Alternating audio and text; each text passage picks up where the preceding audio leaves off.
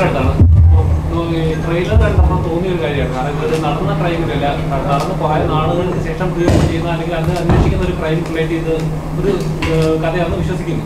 അപ്പം അത് കണ്ടപ്പോൾ തോന്നിയാണ്. അപ്പം ഒരു ക്രൈം ചെയ്തിട്ട് അത് ഫോളോ അപ്പ് ചെയ്തതിനേക്കാളും പാടാണ് ഒരു എപ്പോഴോ നടന്നൊരു ക്രൈം അത് പിന്നീട് അത് ഫോളോ അപ്പ് ചെയ്ത് ചെയ്യാറുള്ളത്. ഇങ്ങനെ ഒരു തോട്ടിലേക്ക് എന്താണ് പറയാൻ? ഇത് ശരിക്കും എൻ്റെ തോട്ടല്ല, ജിൻസാറിൻ്റെ തോട്ടാണ്. ഇത് അങ്ങനെ ഒരു കുറേ നാളുകൾക്ക് മുമ്പ് നടന്നൊരു ക്രൈം ഇൻവെസ്റ്റിഗേറ്റ് ചെയ്യുന്നു എന്നുള്ളതിനേക്കാൾ ഉപരി ഒരു പോലീസ് ഓഫീസർ, ഒരു SI അയാളുടെ സർവീസ് സ്പീഡിൽ അന്വേഷിക്കുന്ന ഒരു മർഡർ കേസാണ്. ഇത് അയാൾ അന്വേഷിക്കുന്ന കേസുകളിൽ പെടുന്ന ഒരു കേസ് മാത്രമാണ്. അല്ലാതെ ഇത് റൈറ്റിംഗ് ടൈമിലാണ് അതിൻ്റെ ഒരു മറ്റേ അതിൻ്റെ ബുദ്ധിമുട്ടുകളും കാര്യങ്ങളൊക്കെ അറിയിപ്പോൾ നമ്മൾ ഷൂട്ട് ചെയ്യുന്ന പ്രോസസ്സിലേക്ക് വരുമ്പോൾ ആ ഇൻട്രസ്റ്റിംഗ് ആയിരുന്നു. നമ്മളതാണ് ഫോളോ ചെയ്യാൻ ശ്രമിച്ചിട്ടുള്ളത്. സ്ഥിരം പോലീസ് സ്റ്റേഷനിൽ നിന്ന് കുറച്ചുകൂടെ റിയലിസ്റ്റിക് ആയിട്ട് പോലീസ് കഥാപാത്രമായിട്ട് അന്വേഷണം നടത്തുന്ന ട്രെയിലർ കൺക്ലൂഡ് ചെയ്തു. ശരിക്കും അതാണോ ഈ കഥ മീറ്റ് ചെയ്യാനുള്ള പോലീസ്? അല്ല, ബേസിക്കലി ഇതിന്റെ കഥ കേട്ടപ്പോൾ നല്ല കഥയാണെന്ന് തോന്നി, അതുകൊണ്ടാണ് കൺക്ലൂഡ് ചെയ്യാനുള്ള കാരണം. ഒരു മാസ് മസാല അല്ലെങ്കിൽ ആക്ഷൻ ഒരു റിയലിസ്റ്റിക് ആയിട്ട് ഓരോ സിനിമയ്ക്കും ഓരോ പർപ്പസ് ഉണ്ടല്ലോ. ഇത് ഇങ്ങനൊരു സിനിമയാണ്. അത് വെച്ച് മാസ് മസാല സിനിമകൾ മോശമാണെന്നുള്ള അഭിപ്രായമൊന്നുമില്ല. അങ്ങനത്തെ സിനിമകളും നല്ല കഥയൊക്കെയാണെങ്കിലും ചെയ്യുന്നതിൽ സന്തോഷമുള്ളൂ.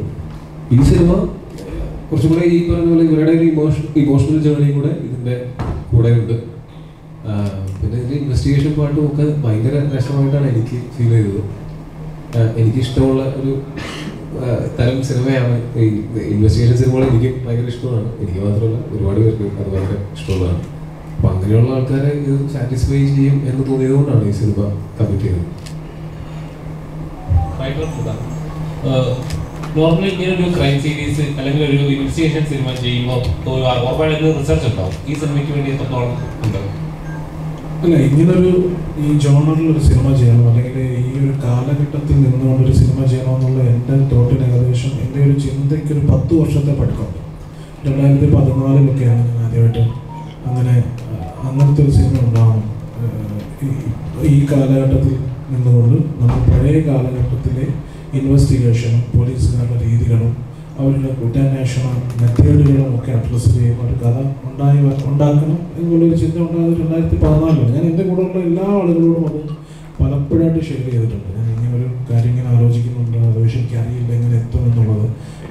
അത് ആലോചിക്കുമ്പോൾ തന്നെ എങ്ങനെ നമ്മൾ കണ്ടുവരുന്ന യൂഷ്വൽ ഇൻവെസ്റ്റിഗേഷൻ ത്രില്ലർ സിനിമകളിൽ നിന്നും ഇതിനെ വ്യത്യാസപ്പെടുത്താമെന്നുള്ള ഒരു ആലോചനയും അതിനൊപ്പം തന്നെ ഉണ്ടായിരുന്നു. പക്ഷേ 2020 ഞാനിതിൻ്റെ സ്ക്രീൻ പ്ലേ എഴുതുന്നത്. ലോക്ക്ഡൗൺ സമയത്താണ് സ്ക്രീൻ പ്ലേ എഴുതുന്നത്. അപ്പോൾ ഈ ഒരു 6 വർഷത്തെ കാലം എനിക്ക് എൻ്റെ ഈ ചോദ്യങ്ങൾക്കെല്ലാം ഉത്തരം കിട്ടിയ ശേഷമാണ് ഞാൻ റൈറ്റിംഗ് ആരംഭിച്ചത്. അപ്പം അതിൻ്റെ ഒരു ന്യൂനസ് ഇതിനുണ്ട് എന്നാണ് ഞാൻ വിചാരിക്കുന്നത്.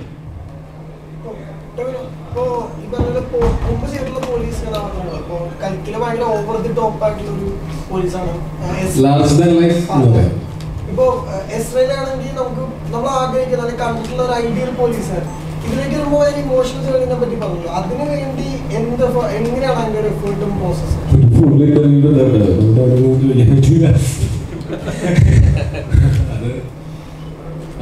ഇതിനു വേണ്ടിയിട്ട് നമ്മൾ ഡിസ്കഷൻസ് കുറേ ഉണ്ടായിരുന്നു. ഈ കഥാപാത്രത്തെ നമുക്ക് ഏറ്റവും കൂടുതൽ മനസ്സിലാക്കാൻ പറ്റുക ഈ കഥാപാത്രത്തിന്റെ സൃഷ്ടാക്കളോട് സംസാരിക്കുക എന്നുള്ളതാണ്.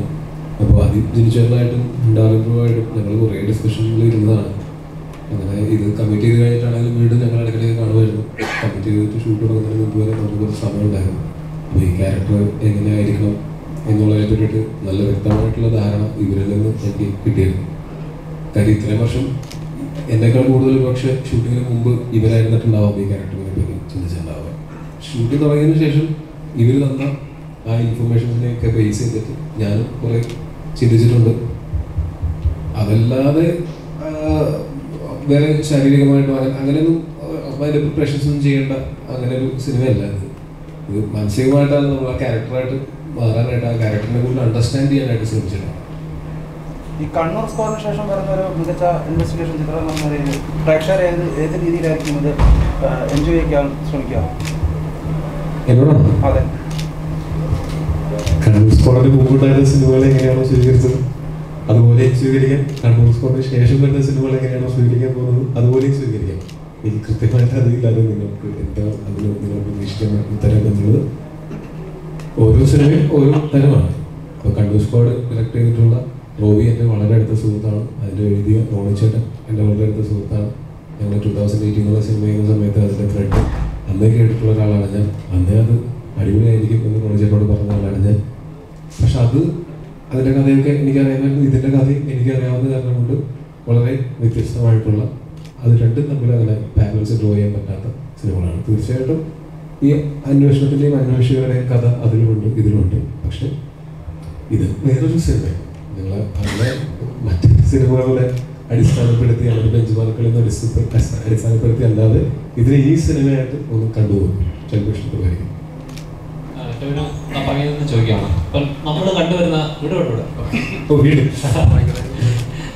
ഇപ്പൊ സ്ഥിരം കണ്ടുവരുന്ന പാറ്റേൺ ഒരു സിനിമ ഇറങ്ങുവാണ്, അതിനൊരു എന്താ പറയുക, ഒരു ദിവസം 2 ദിവസം കഴിയുമ്പോഴേക്കും ഇത് ഏതെങ്കിലും ചിലപ്പോൾ ഒരു ഡയറക്ടറായിട്ടുള്ള ക്രിയേറ്റിവിറ്റി ആയിരിക്കും. അത് ചിലപ്പോൾ ഏതെങ്കിലും കാലത്ത് ഇറങ്ങിയ സിനിമയുടെ ചെറിയ സാമ്യം ഉണ്ടാവാം. ഉടനെ ഇത് ആ സിനിമയായിട്ട് സാമ്യമുണ്ട്, ഇത് അങ്ങനെ ഒരു സിനിമയാണ്, ഇന്ന സിനിമയുടെ അഡാപ്ഷനാണ് ഇത്, അങ്ങനെ പറഞ്ഞിട്ട് അത് എന്താ പറയുക, ഒരു സിനിമയുടെ അതേ കോപ്പി ആണെന്നുള്ള ലെവലിൽ പോലും സോഷ്യൽ മീഡിയയിൽ വരാറുണ്ട്. അന്വേഷിച്ച് കണ്ടെത്തുന്ന സിനിമ ഒന്നിൻ്റെയും കോപ്പിയല്ല. ഇത് ചിലപ്പോൾ റിയൽ ലൈഫിൽ കണ്ടിട്ടുള്ള കേസുകൾ കോപ്പി അടിച്ചു തോന്നുന്നിരിക്കും. പക്ഷെ മറ്റൊരു സിനിമയെ കോപ്പി അടിച്ചതായിട്ട് തോന്നില്ല, ഉറപ്പായിട്ടും തോന്നില്ല. പുള്ളിക്ക് ഒരു കസേരയിട്ട്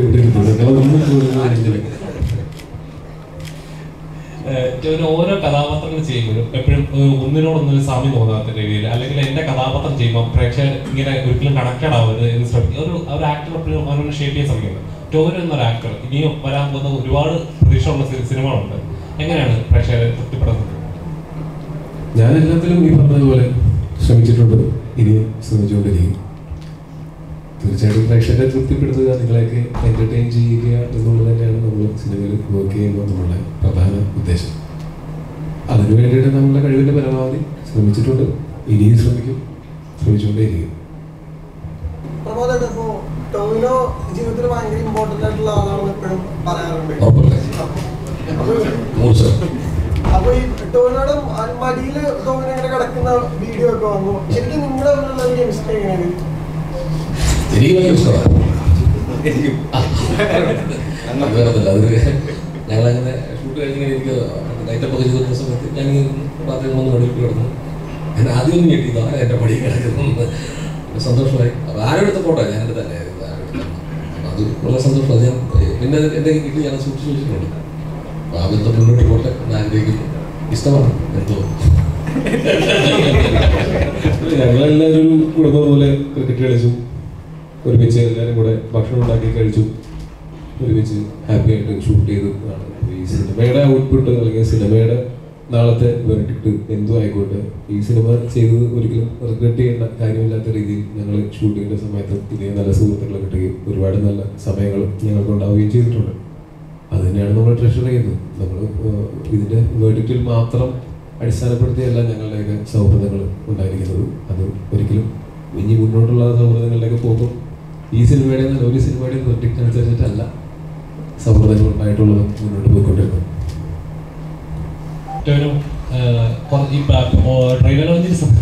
ആ ക്യാമറയുടെ ബാക്കിലിരിക്കുന്നതാണ് കാണാൻ ഞാൻ ശബ്ദം വെച്ച് പിടിച്ചോളാം. ട്രെയിലർ സമയത്ത് പറയുന്നു, ഇപ്പോഴും പറയുന്നു, സിനിമ എക്സ്പെക്ടേഷനോടെ അല്ലെങ്കിൽ ഓവർ എക്സ്പെക്ട് ചെയ്ത് ഒരിക്കലും കാണാൻ പറയണ്ട, ഒരു ബ്ലാങ്ക് പേപ്പർ ഒന്ന് കണ്ടാൽ മതി.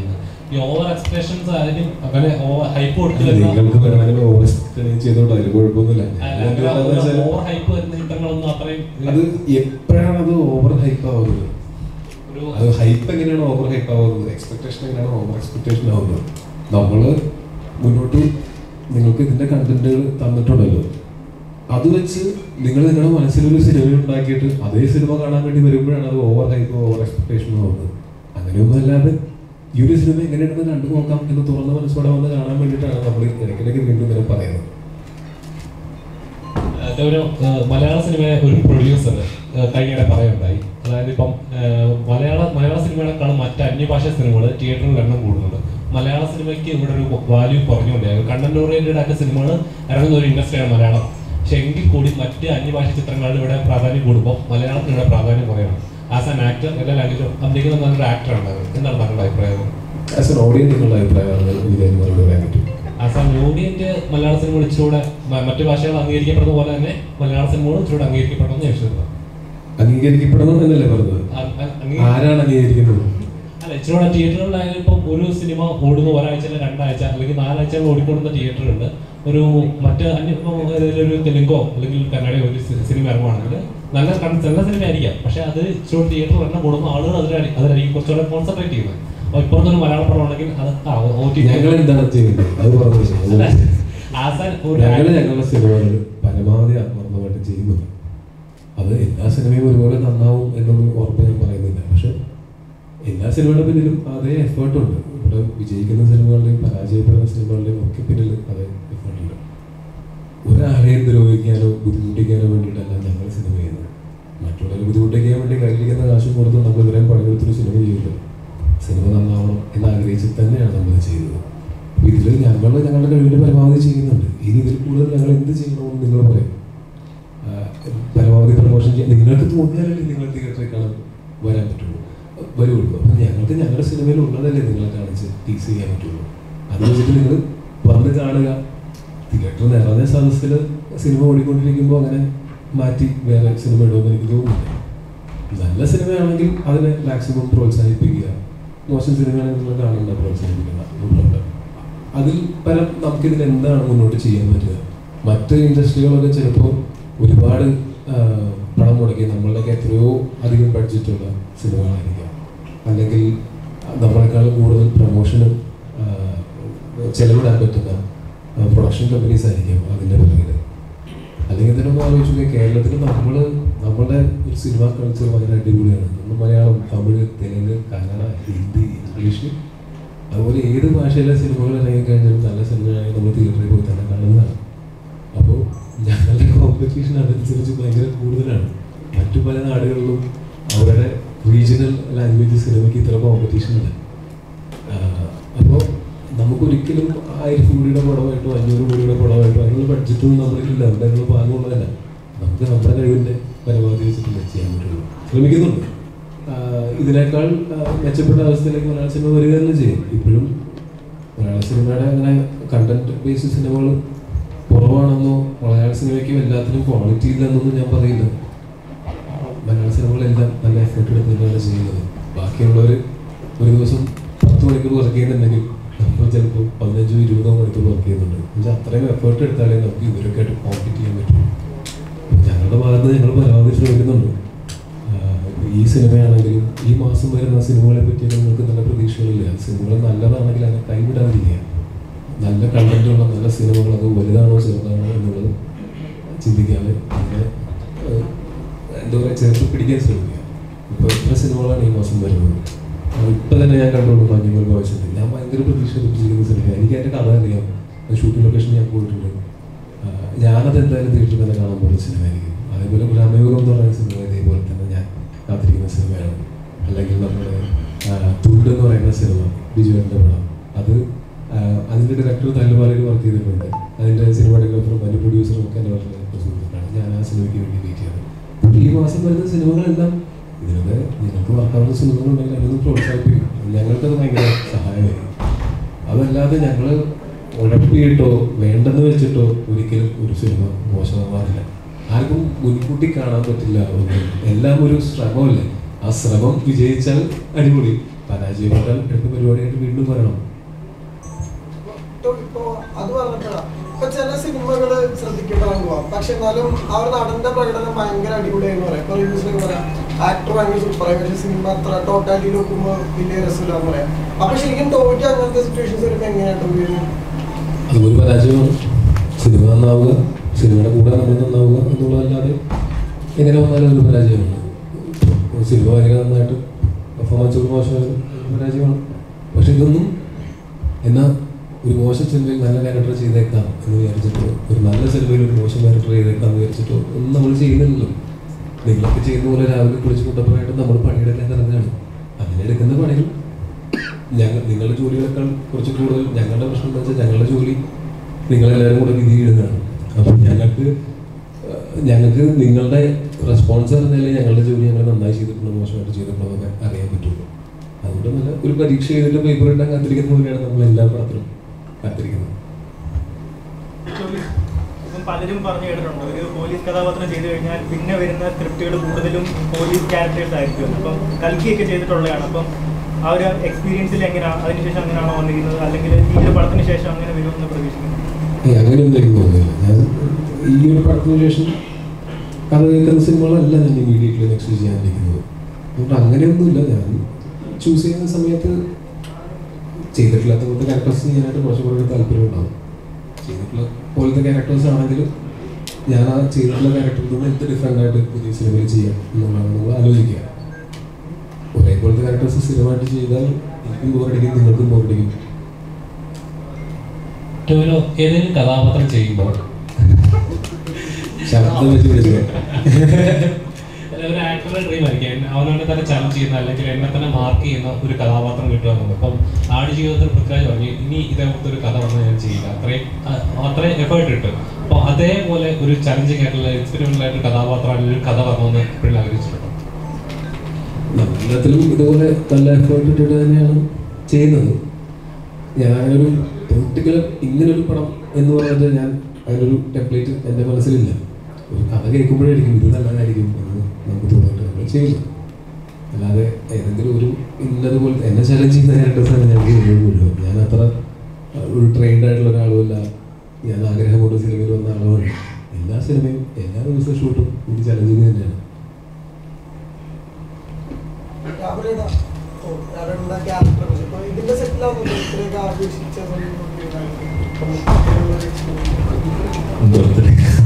സർപ്രൈസ് ആയിരുന്നു.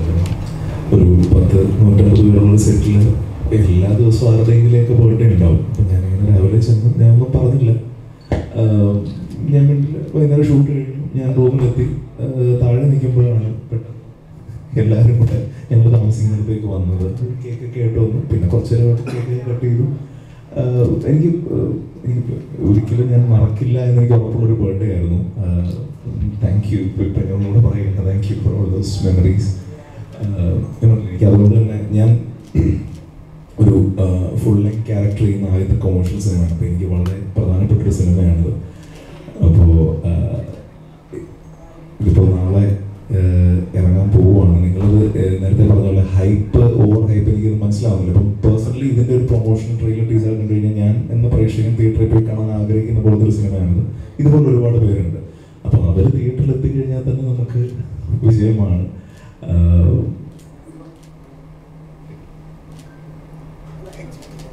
അല്ല, ഞാൻ ആ ബർത്ത്ഡേ പറഞ്ഞു. എൻ്റെ കൂട്ടത്തിൽ കുറച്ച് പണത്തിൻ്റെ കാര്യങ്ങൾ പറയണമല്ലോ. Thank you. അവസരം കിട്ടിയത് പോകും. ഈ ചിത്രത്തിലെ ഫാദർ അഭിനയിച്ചിട്ടുണ്ടല്ലോ. അപ്പൊ ഫാദറിനെ കാസ്റ്റ് ചെയ്തത് പറഞ്ഞപ്പോഴേക്കും വീട്ടുകാരുടെ പ്രതികരണം എങ്ങനെയായിരുന്നു? ആർക്കും അങ്ങനെ വലിയ പ്രശ്നമൊന്നുമില്ല. പക്ഷെ ഞങ്ങൾക്കൊരു പുതിയ കാര്യമായിരുന്നു. അത് എൻ്റെ അടുത്ത് ചോദിച്ചപ്പോൾ ഞാൻ പറഞ്ഞു അപ്പനാ അഭിനയിക്കാറുണ്ടല്ലോ, നിങ്ങൾ എന്തിനാണ് അതൊരു ഫോട്ടോ ഒക്കെ വെച്ചിട്ട് നിങ്ങളെ കാര്യം. പക്ഷെ പിന്നീടാണ് അതങ്ങനെ ഭയങ്കര ഒരു അങ്ങനെ കുറേ പെർഫോമൻസ് മുഹൂർത്തങ്ങളുള്ള അങ്ങനത്തെ കാര്യങ്ങളൊന്നുമല്ല. അത് എൻ്റെ അപ്പനായിട്ട് തന്നെയാണ് 2-3-4 ഷോട്ടിൽ ആണ് ഉള്ളത്. അത് അത്യാവശ്യം റീസെൻ്റ് ആയിട്ട് പുള്ളി ചെയ്തിട്ടുണ്ടെന്നാണ് ഞാൻ വിശ്വസിക്കുന്നത്. അപ്പോൾ ഇതിൻ്റെ ഷൂട്ടിന് വരുന്ന സമയത്ത് LKG പിള്ളേരെ ഉണ്ടാക്കാൻ പോകുന്നുണ്ടെങ്കിൽ അമ്മയൊക്കെ കൂടെ വന്നിട്ടുണ്ടായിരുന്നു. അമ്മയ്ക്കാണ് ഏറ്റവും കൗതുകം. ഇത്രയും കാലം മോനാണ് സിനിമയിൽ അഭിനയിച്ചിട്ടുള്ളത്. സിനിമയിൽ അഭിനയിക്കുമ്പോൾ എനിക്കും അതിനൊരു കൗതുകം ഉണ്ടായിരുന്നു. അത് എല്ലാ കാര്യങ്ങളിലും ജീവിതത്തിൽ ഞാൻ എൻ്റെ അപ്പൻ്റെ അടുത്താണ് എന്തെങ്കിലും ഉപദേശങ്ങൾ അവസാനത്തെ തീരുമാനം എടുക്കുന്നതിന് മുമ്പ് അപ്പൻ്റെ അടുത്ത് ചോദിച്ചിട്ടാണ് ഞാൻ എല്ലാ കാര്യങ്ങളും ഇപ്പോഴും ചെയ്യുന്നത്. അത് സിനിമയുടെ കാര്യത്തിൽ മാത്രമേ ഉള്ളൂ എനിക്ക് അങ്ങനെ ചോദിച്ച് ഒരു തീരുമാനം എടുക്കാൻ പറ്റാത്തത്. ബാക്കി എൻ്റെ ജീവിതത്തിൻ്റെതായിട്ടുള്ള ഫാമിലിയുടെ കാര്യങ്ങളാണെങ്കിലും ബാക്കി എന്തെങ്കിലും ഇൻവെസ്റ്റ്മെൻറ്റിൻ്റെ കാര്യങ്ങളൊക്കെ ആണെങ്കിലും അപ്പൻ്റെ അടുത്താണ് ഞാൻ ഉപദേശത്തിന് വേണ്ടി ചെല്ലാറുള്ളത്. ഇതിൽ മാത്രമാണ് എനിക്ക് അപ്പന് കുഴപ്പമില്ല പറഞ്ഞുതരാന്ന് പറഞ്ഞിട്ട് കുറച്ച് അതെന്ന് വെച്ചാൽ സിനിമയിൽ അല്ലെങ്കിൽ അപ്പനങ്ങനെ സിനിമയെ പറ്റി ഭയങ്കരമായിട്ട് നോളജുള്ള ആളല്ല. സിനിമ കാണുന്ന ആളാണ് നന്നായിട്ട്. അങ്ങനെ ഒരു കൾച്ചർ ഞങ്ങളുടെ വീട്ടിലുണ്ട്. കുറേ സിനിമകൾ കാണുന്ന ആൾക്കാരാണ് ഞങ്ങൾ. അതിനപ്പുറത്തേക്ക് ഇതിനകത്ത് പരിചയമില്ലാത്ത അപ്പനെ ഒരു പുതുമുഖത്തിനെ കൊണ്ടുവന്നപ്പോൾ ഞാൻ കുറച്ച് നാളായി 10-12 കൊല്ലമായിരുന്നു. ഈ ഒറ്റ ഏരിയയിലാണ് എനിക്ക് അപ്പനേക്കാൾ എക്സ്പീരിയൻസ് ഉള്ളത്. അപ്പോൾ അത് എനിക്ക് ഭയങ്കര കൗതുകമുള്ള കാര്യമാണ്. ഈ ടോവിനോയുടെ അഭിനയം നേരിട്ട് കണ്ടപ്പോൾ അച്ഛൻ്റെ ഒരു റിയാക്ഷൻ എങ്ങനെയായിരുന്നു? അല്ല, അഭിനയം നേരിട്ട് പോകുമ്പോൾ ഷൂട്ടിംഗ് ലൊക്കേഷനിൽ വന്നിട്ടുണ്ട്. ഒരുമിച്ചൊരു ഫ്രെയിമിൽ നിൽക്കുന്നത് ആദ്യമായിട്ടാണ്. ഞങ്ങൾക്കൊരു ഇമോഷണൽ മൊമെന്റ് ആയിരുന്നു. ഞങ്ങൾക്ക് സിനിമ കാണുമ്പോൾ അതിന് തോന്നിയൊന്നും പറ്റില്ല. പക്ഷെ എനിക്ക് എന്നെ സംബന്ധിച്ചിടത്തോളം അത് എടുത്തു വെക്കാനൊരു ഷോട്ടല്ലേ. അപ്പോൾ കാലങ്ങളോളം ഇപ്പോൾ നമുക്ക് അതൊരു ഹിസ്റ്ററി അല്ലേ സിനിമ എന്ന് പറയുന്നത്. അതിൻ്റെ ഒരു കൗതുകമാണ് കൂടുതലും രണ്ടാൾക്കും തോന്നിയിട്ടുണ്ടാവും.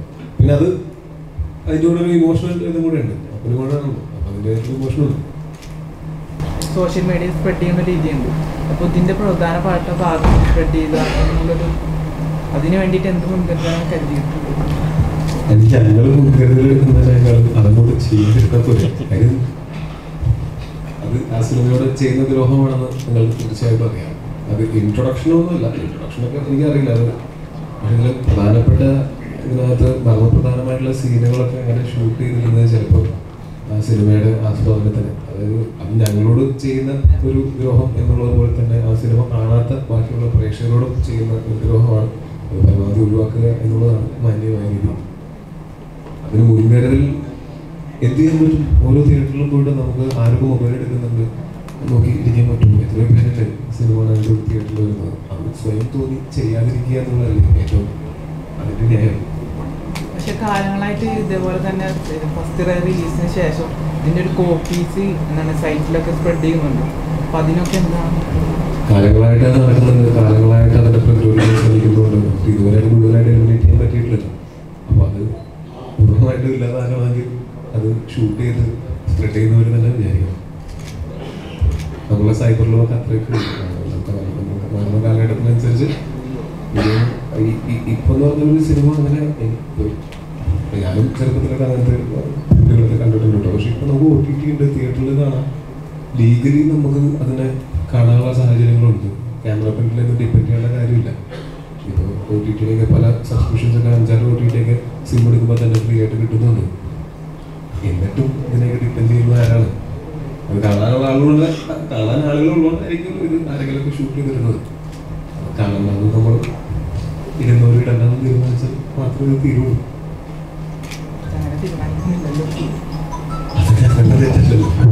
ഞങ്ങൾക്ക് എന്ത് ചെയ്യാൻ പറ്റും? ഞങ്ങൾക്ക് വിക്ടിംസാണ്, നിങ്ങളാണ് പറയുന്നത്. എഴുത്തുകാരനാണ് കടൂർ സിനിമ ഇറങ്ങിയ സമയത്ത് ഒരു സീൻ ഡിലീറ്റ് ചെയ്യുകയുണ്ടായി. എഴുത്തിൽ ഇത്തരം പൊളിറ്റിക്കലായിട്ടുള്ള കുറെ കാര്യങ്ങൾ ഇനി ശ്രദ്ധിക്കുമോ സിനിമയിൽ? അല്ല, ഒരു സിനിമയുടെ തിരക്കഥ ഒരുപാട് ആളുകൾ വായിച്ച ശേഷം ഒരുപാട് ഫിൽറ്ററിങ്ങിന് ശേഷമാണ് അത് ഷൂട്ട് ചെയ്യുന്നത്. ഷൂട്ട് ചെയ്യുന്നതിന് തൊട്ട് മുമ്പുള്ള മൊമെൻറ്റിൽ പോലും അത്ര ഡിസ്കഷൻസ് ഉണ്ടാവാറുണ്ട്. ആ സിനിമ ഇറങ്ങിയ ശേഷം ഞാനും എൻ്റെ ഡയറക്ടറും കൂടെ ഇവിടുത്തെ ഏകദേശം മെയിൻ സ്ട്രീം മീഡിയാസ് അടക്കം ഒരു 6-7 മീഡിയാസ് ഇൻ്റർവ്യൂസ് കൊടുത്തിരുന്നു. ഇവിടുത്തെ പ്രഗത്ഭരായ മാധ്യമപ്രവർത്തകർ നമ്മളെ ഇൻ്റർവ്യൂ ചെയ്തിട്ടുണ്ടായിരുന്നു. അവരൊക്കെ സിനിമ കണ്ട ശേഷം സിനിമയുടെ ബാക്കിയുള്ള എല്ലാ ഭാഗങ്ങളെയും കുറിച്ചും സംസാരിക്കുകയുണ്ടായി. ആർക്കും അങ്ങനെ ഒരു കാര്യത്തെക്കുറിച്ച് യാതൊരു വിധത്തിലുള്ള ഒരു തോന്നലോ അത്തരമൊരു ആംഗിളിൽ ആ ഡയലോഗിനെയോ സീനിനെയോ കണ്ടിട്ടോ ഇല്ലായിരുന്നു. പെട്ടെന്നാണ് ഇത് കുറച്ച് ആളുകൾക്ക് അത് അഫക്റ്റ് ചെയ്യുന്ന അത്തരമൊരു സാഹചര്യത്തിൽ പെടുത്തിട്ടുള്ള ആളുകൾക്കെല്ലാം അത് മനസ്സിലാവുള്ളൂ. അവർക്ക് അത് അവരുദ്ദേശിക്കുന്ന രീതിയിലാണ് ആ ഡയലോഗിൻ്റെ മീനിങ് അവരത് വ്യാഖ്യാനിച്ചത്. നമ്മൾ ആരും അങ്ങനെ ഉദ്ദേശിച്ചിട്ടില്ല, അങ്ങനെ ആരും ഉദ്ദേശിക്കേണ്ട ആവശ്യവുമില്ല. ഞാൻ പ്രത്യേകിച്ച് അതൊരു സാഡിസ്റ്റായിട്ടുള്ള ഒരാളുമല്ല. സിനിമയുടെ സംവിധായകൻ ഷാജി കൈലാസോ സിനിമയിലെ നായകൻ പൃഥ്വിരാജോ ഒട്ടുമല്ല.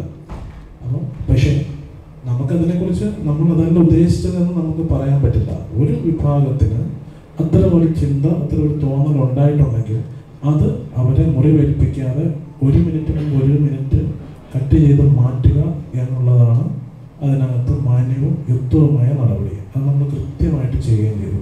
പിന്നെ ഞാൻ അങ്ങനത്തെ യാതൊരു ഡയലോഗുകളും സെൻസർ ചെയ്ത് എഴുതുന്ന ഒരാളല്ല.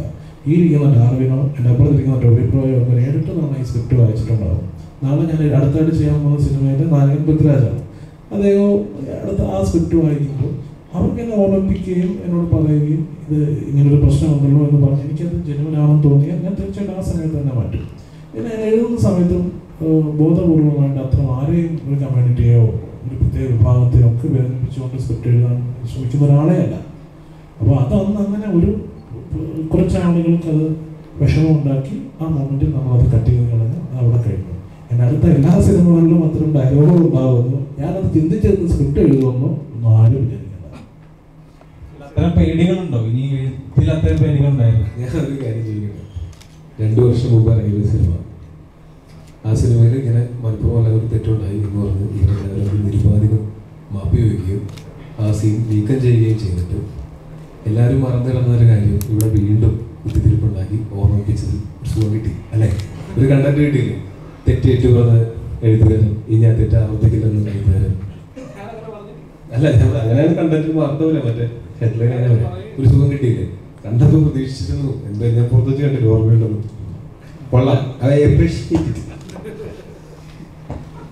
ടോവിനോയ്ക്ക് ഇത്തരം പേടിയുണ്ടോ? ഇങ്ങനെ ഇത്തരം സ്ക്രിപ്റ്റുകൾ പ്രതീക്ഷിക്കാത്ത രീതിയിൽ വന്നു കഴിഞ്ഞാൽ? എനിക്ക് അങ്ങനെ ആരും പേടിയൊന്നുമില്ല. അപ്പൊ ഇത്തരം പൊളിറ്റിക്കലി ഇൻകറക്റ്റ് ആയിട്ടുള്ള സ്ക്രിപ്റ്റൊക്കെ വന്നാൽ അഭിനയിക്കുന്ന ഒരു ആരെങ്കിലും ആ മുഖത്തേക്ക് കൊടുത്ത് വെക്കാമോ? എല്ലാവരും ഒരു സൈഡ് മാത്രം കാണും. വെച്ചില്ലേ? ആ ചോദിക്കും. അല്ല, അത്തരം അഭിനേതാവാണോ അങ്ങനെ? പൊളിറ്റിക്കലി ഇൻകറക്റ്റ് ആയിട്ട് ജീവിക്കുന്ന ഒരു കഥാപാത്രം ചെയ്യുന്ന സമയത്ത് ഞാൻ എന്ത് ചെയ്യണം? ഞാനൊരു പടത്തിൽ വില്ലൻ വേഷം ചെയ്യുകയാണെന്ന് വിചാരിക്കുക, അയാൾ വൃത്തികെട്ടവനാണെന്ന് വിചാരിക്കുക, അയാൾ പൊളിറ്റിക്കലി ഇൻകറക്റ്റ് ആയിട്ടുള്ള കാര്യങ്ങൾ ചെയ്യുന്ന ആളാണെന്ന് വിചാരിക്കുക. അപ്പോഴും ഞാൻ പറയണോ ഇത് പൊളിറ്റിക്കലി ഇൻകറക്റ്റാണ്, ഇത് ചെയ്യാൻ പറ്റില്ല എന്നുള്ളത്? പൊളിറ്റിക്കലി ഇൻകറക്റ്റ് ആയിട്ടുള്ള സീനുകളോ ഡയലോഗുകളോ ഉണ്ടാവുന്നതിനേക്കാൾ അങ്ങനെയുള്ള സീനുകളും ഡയലോഗുകളും ഗ്ലോറിഫൈ ചെയ്യുന്നതാണ് തെറ്റ്. പൊളിറ്റിക്കൽ കറക്റ്റ്നെസ്സിനെ പറ്റി കൃത്യമായിട്ട് അറിയുകയാണെങ്കിൽ ഈ ചോദ്യമേ ചോദിക്കേണ്ട കാര്യമില്ല. കുഴപ്പമില്ല. അല്ല, നിങ്ങൾക്ക് കണ്ടന്റ് കിട്ടിയോ, എക്സ്ക്ലൂസീവായോ, ചില്ലിയോ?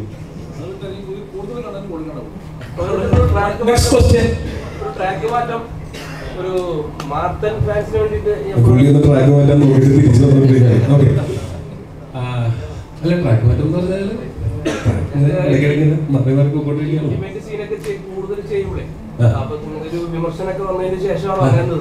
ഞാൻ നിർത്തിയത് ഞാൻ എന്ന് നിർത്തി? നിങ്ങൾ കാണാൻ കിടക്കടയിലുള്ളൂ, നിർത്തിയിട്ടില്ല. അങ്ങനെ നിർത്തേണ്ട കാര്യമുണ്ടോ? മോശമായിട്ട് ഞാൻ എന്തെങ്കിലും ചെയ്തിട്ടുണ്ടോ?